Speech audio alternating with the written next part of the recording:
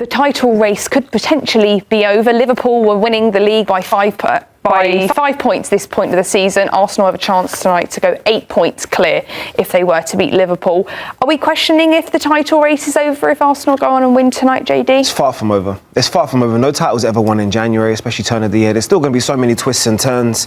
And more importantly, you have a Manchester City team who has the experience in terms of chasing and knowing what it takes in terms of to win a title over a condensed period or a long period of time. So I think there's going to be a lot more twists and turns. I think the gap will close again before it actually expands one more time. So you really have to take all of the variables into consideration. But what this season is showing me is that if Arsenal do win the title, it was actually won off the pitch than it was ever won on the pitch. And I mean that in saying it's the recruitment that's actually going to enable Arsenal to be in the position they're in, because a lot of teams are struggling with injuries and consistency. Even Arsenal, by the way. And even Arsenal. But what you're seeing is the squad depth or the quality within Arsenal's squad is allowing them to still compete and still contend at the highest level. So that's why they're picking up points at places that they were dropping points last year, which has left them in a really strong position. But that word experience, I'll say it again, and that Manchester City team has a wealth of experience and has a manager who knows what it takes to win a title. Listen, the political answer is the title over? No, obviously the title is not over. But is the title over? Is Arsenal going to win the title? If they do take the 8-point lead today, it's not checkmate, but it's check. Yeah, you look back at this point. Or point. it's close to check. It cannot be check. It's too early. Can you say that when there's been a 13-point gap in January overturned? Yeah, I get it, but I'm looking at the rest of the competition. Back to my whole categorizing everybody in the Premier League. I think it's a year where everybody's offbeat except for Arsenal. If Arsenal were to win the league, surely they'd look back at this point. Manchester City would look back at this point of the league and think, well, we could have lost it then.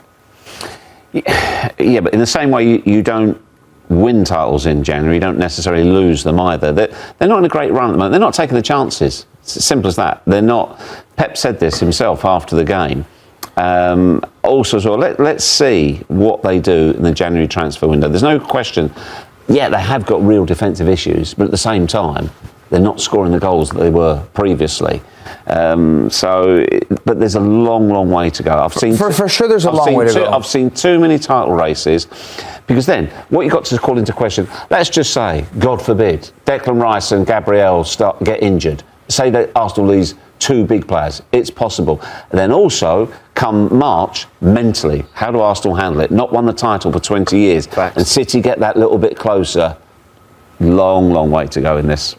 And this is also a Man City team who historically has gone on double figures winning streaks within seasons and quite comfortably has turned the page and turned the heat up at the right time. How that team, in terms of Arsenal, handled that pressure, because it will come at some point, is really going to dictate whether or not they're called champions in May or not. So also Semenyo has just arrived in Manchester, because obviously we've had the reports that he's going to Manchester City. What does it say about the type of player Manchester City are getting? I mean, yesterday he could have easily sat that one out, but he decided to be in starting lineup. He scored the winner. I'll tell you the sort of player they're getting. They're getting a young man who turned 26 yesterday, who absolutely deserves this. Rejected by Arsenal as a kid, rejected by Tottenham as a kid, rejected by Millwall as a kid. An 8-week spell at Crystal Palace. No thanks very much. He could have drifted out of football. He had the determination, the heart, the desire, and the talent to make this. I honestly could not be more pleased for him. Rejected by England, and now he's going to score against them at the World Cup. You've been telling me this for the longest while, and he's been billing this for when that moment happens, he knows he can drop me a text and be like, look, it's happening, right? It's written in the stars. I feel like it's a roll of the dice for Manchester City as well, and also a roll of the dice from Pep Guardiola, because let's be honest, over the last 18 months, this is the shakiest we've seen in terms of his tenure as the head coach or as the manager of Manchester City. And his leadership style, I would say, is one that is clearly one that works when it's working in terms with the player and the relationships at their highest. But let's be honest, like, he has a way of pushing players mentally that sometimes players don't necessarily want that. And I start to think about their structure and the things that's happening behind the scenes at Man City. And so you've seen key players in terms of recruitment, so James Smith and Rob Newman, who have moved out of Manchester City's structure and moved on to different clubs respectively, and you've seen the difference in what Pep's had to deal with in terms of the recruitment. So when you look at their attacking options now, Haaland, Mamouche, of course, Doku, Shirky, Foden, Oscar Bob, who hasn't really had an opportunity but is a great talent, and Semenyo, and you compare it to the Centurions, who had Sane, Sterling, Silva, KDB, David Silva, Foden, who was a young player then, Brahim Diaz. There was the quality in what he's having to deal with now in comparison to that Centurion teams and when Pep's team was at their peak. It's completely different. So this is really pushing him from a coaching perspective in a completely different capacity. I don't know, like he was not able bad, to those move top five, Yeah, though, Jay, like are they? I look at this team and Did you hear the players I just listed? Okay, let's go one by one. I love this because they're all profiles, similar profiles. Listen, I think that the names over there are probably going to be better than the names from now. Clearly, like you have a David Silva, right? Club legend. Go on, keep on naming the teams. The names here: Sane, He Sterling. moved him out of the club. He moved Sane out of the club. He moved on from Sterling. Sterling, there were times that he couldn't get a goal for his life. And this is also somebody that scored double figures for him and consistently within the Premier League.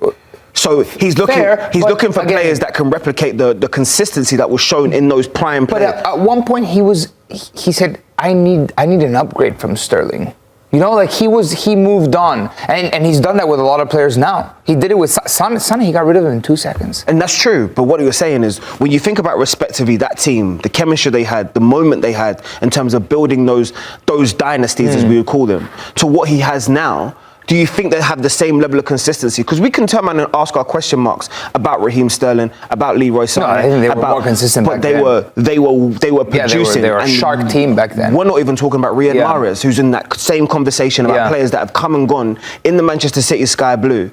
And I now don't think he has these players are bad though. I'm not saying they are like, bad. I can see the similarities in the profiles. I can see the Mahrez and the Shirky comparison. Like I look at can see the Bob right now and the Sterling Savinho. comparison. Like again.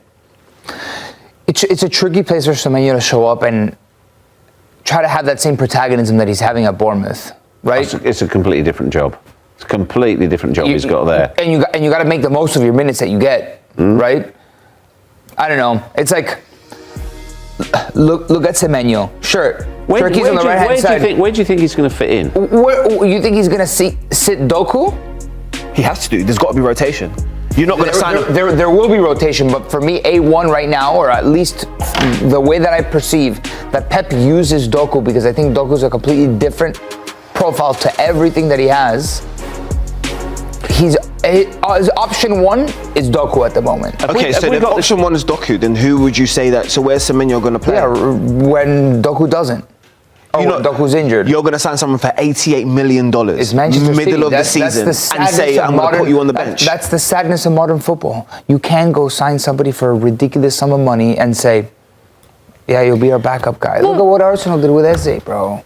How much did they sign him for? Yeah, but Eze... He hasn't played in the last 4 games. See, you're pushing that narrative again, but I actually personally think Eze is still a key part of that team. Semenyo will be a key part of this team, but... I think, you look at these numbers. 424 million spent in the last year. Victor Rice doesn't even play for Manchester City. James Trafford is a backup goalkeeper, for God's sakes. Nico Gonzalez isn't even that good. The moment Rodri gets fit, Nico Gonzalez is not seeing the pitch. Please. It was a panic signing.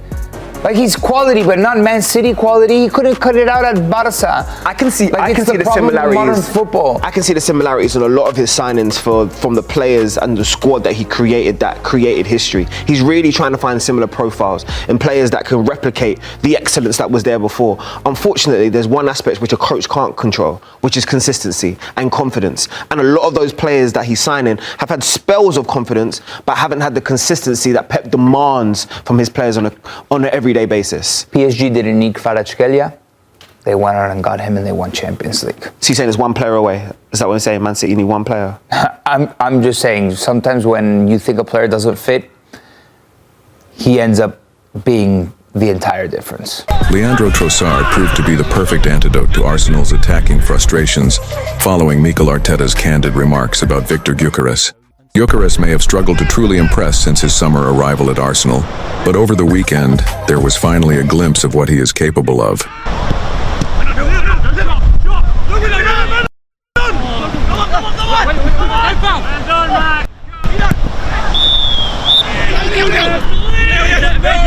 More importantly, Trossard showed exactly why he could be the key to unlocking the Swedish striker's full potential during Arsenal's hard-fought 2-1 victory over Wolves at the Emirates Stadium. The 31-year-old winger injected fresh energy into Mikel Arteta's side on Saturday night and helped breathe new life into the Gunners' attack. Shortly after replacing Gabriel Martinelli in the second half, Arsenal found the breakthrough. While Trossard did not directly contribute to either the opening goal or the dramatic stoppage time winner, his influence on the game was undeniable. Trossard took control of proceedings, dictating the tempo and pulling the strings down the left flank. Time and again, he dismantled Wolves' compact defensive setup, releasing Miles Lewis-Skelly into space, picking out Declan Rice on the edge of the box, and crucially, feeding Gyökeres with intelligent, well-timed passes.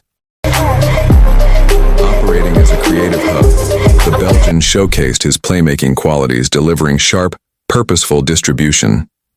His introduction completely shifted the momentum of the match, and for the first time in weeks, Arsenal's $64 million striker briefly looked like a genuine threat. Before Trossard's arrival, Gyökeres endured a frustrating and ineffective outing in attack.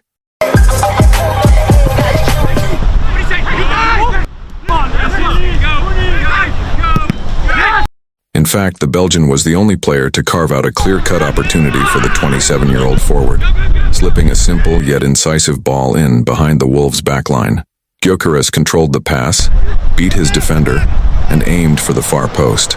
Wolves goalkeeper Sam Johnstone was beaten, but the Swedish striker saw his effort agonizingly drift just wide.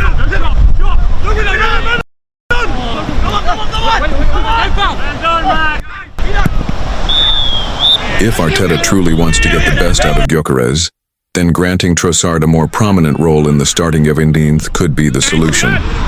Speaking to TNT Sports after the win, the Arsenal manager openly addressed the challenges facing his marquee signing. "It's a collaboration between the two," Arteta explained. "He was in some really good positions, but the ball didn't arrive quickly enough, accurately enough, or with the precision a number 9 needs to score."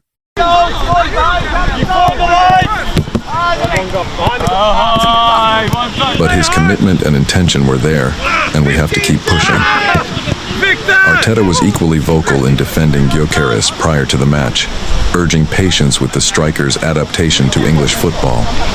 "There was huge expectation because we were signing a proven goal scorer, probably with the best statistics in Europe," Arteta said. "But he's coming into a different league, the most demanding league in the world.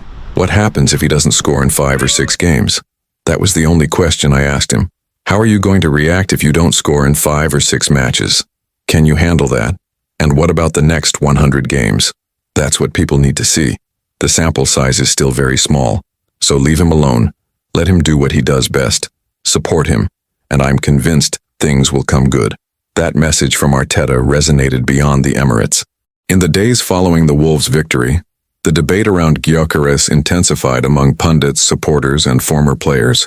While some questioned whether Arsenal's record signing is truly suited to the Premier League's pace and physicality, others pointed to the structural issues around him rather than the striker himself. Much of the post-match analysis focused on Arsenal's chance creation and balance in the final third. The Wolves game highlighted a recurring theme this season. Gyökeres often makes the right movements, but the service into dangerous areas has been inconsistent. When Trossard entered the match, that problem briefly disappeared. Arsenal suddenly looked more fluid, more unpredictable, and far better equipped to supply a traditional number 9. Former players speaking on television and radio were quick to note the contrast. With Trossard drifting inside and linking play, Arsenal's attacking shape became more compact, allowing Gyökeres to stay higher up the pitch and occupy central defenders.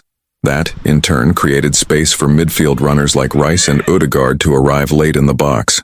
It was a glimpse of an attacking formula that Arsenal have rarely sustained this season. The reaction from supporters has been equally divided. While frustration with Gyökeres' goal return remains, there is growing appreciation for his work rate, physical presence, and willingness to press from the front. Many fans now see Trossard as the missing connector, the player who can translate Gyökeres' movement into genuine scoring opportunities.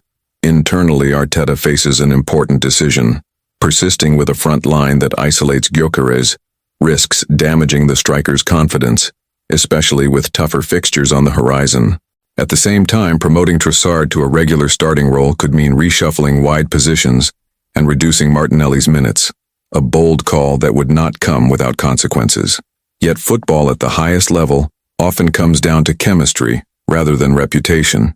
The Wolves match suggested that Arsenal's most expensive signing may not need drastic changes to his own game, but rather the right supporting cast around him.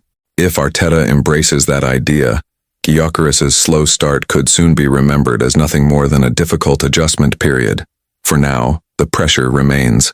Goals will ultimately define Gyökeres's Arsenal career, and patience in North London is never unlimited. But with Trossard offering clarity, creativity, and calm in possession, Arsenal may finally have found the key to unlocking their striker and turning promise into consistent production.